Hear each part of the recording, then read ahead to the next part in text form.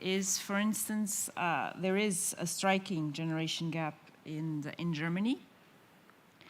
And you see that either with the support of Die Linke or even AfD, whilst, for instance, people from youth movements from the Green and the center left and the center right, they would have a more negative view of Russia or China, for that matter.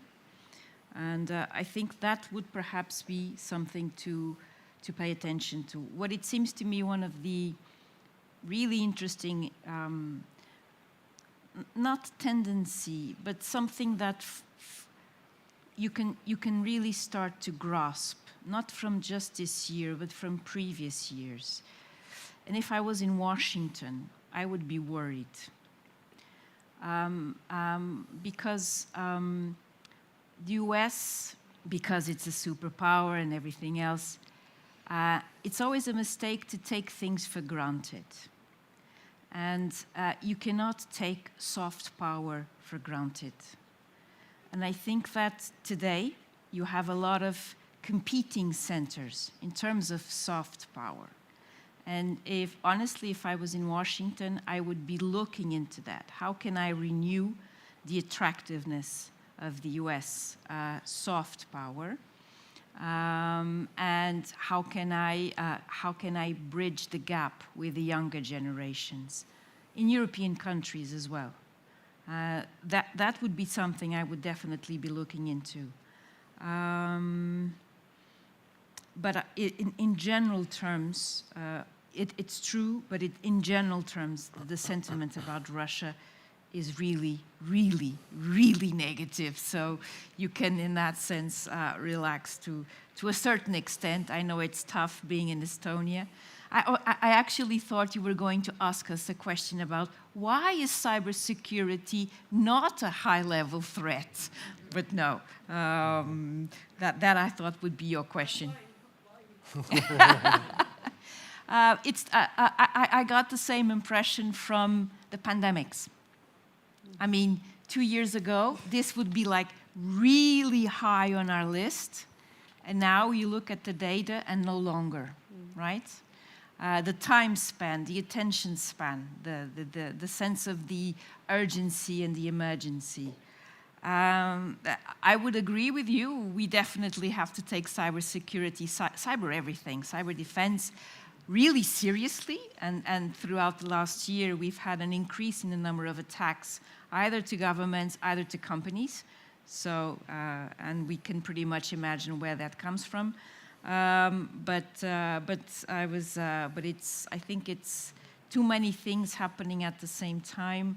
Everybody's focused on the war and in the issues of immigration, as Pedro has already discussed. As to the environment, I was also surprised, to be very honest with you.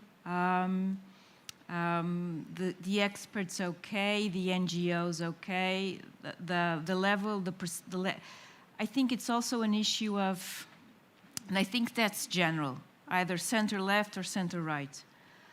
How can I say this in a very nice way?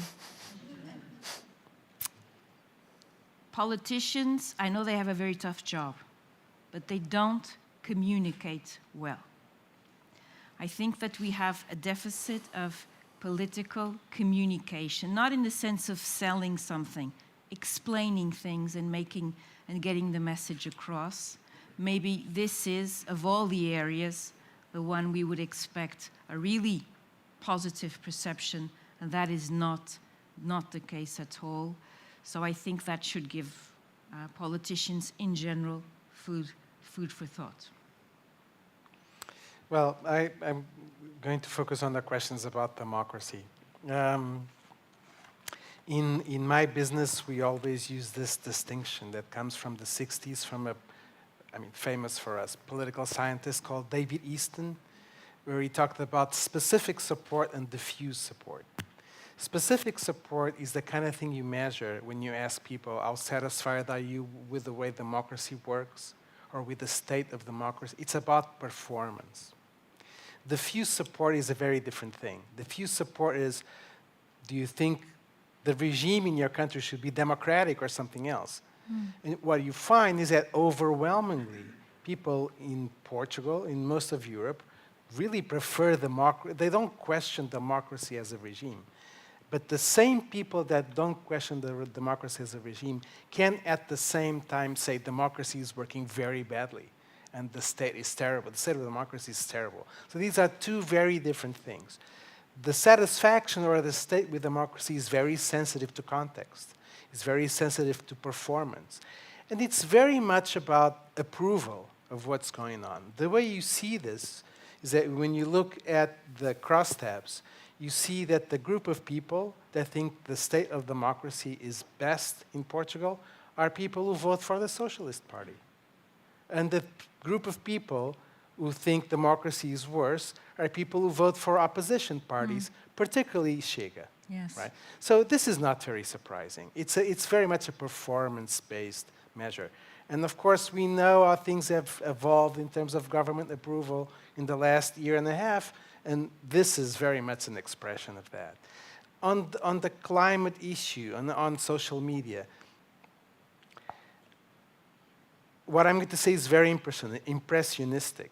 But I think that the media in general even do a job of showing what goes right. So for example, every once in a while you have a full day where Portugal works without fossil fuels. This is always in the news.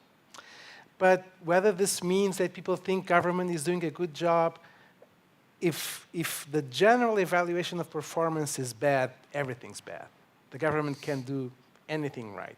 And I think that the performance of the country, of society, and the government on the climate front is very much contaminated by that evaluation. On the social media, I think there's a lot to study. We don't really know. There's still a big question. But on the Portuguese case in particular, I would say, unlike what people like us in this room think, most people do not rely on social media for information. They rely on social media for entertainment. They don't get their political information from social media. This is something that happens with a small minority of people, most of them in this room, but not outside this room. I mean, so far, this may change, but so far, this is what we know. Now, on the democracy and prosperity, the last thing I wanted to say, and we know this from a lot of different research projects, including data from the European Social Survey. Portugal is one of the countries where our conception of what a democracy is most tied with socioeconomic goods, right? It's not that we devalue free and fair elections, and minority rights. No, we value that a lot. But we also value a lot as part of our idea of what democracy is, fighting poverty, fighting inequality, and that may be one of the reasons why we get frustrated so much. Thank you. This is it.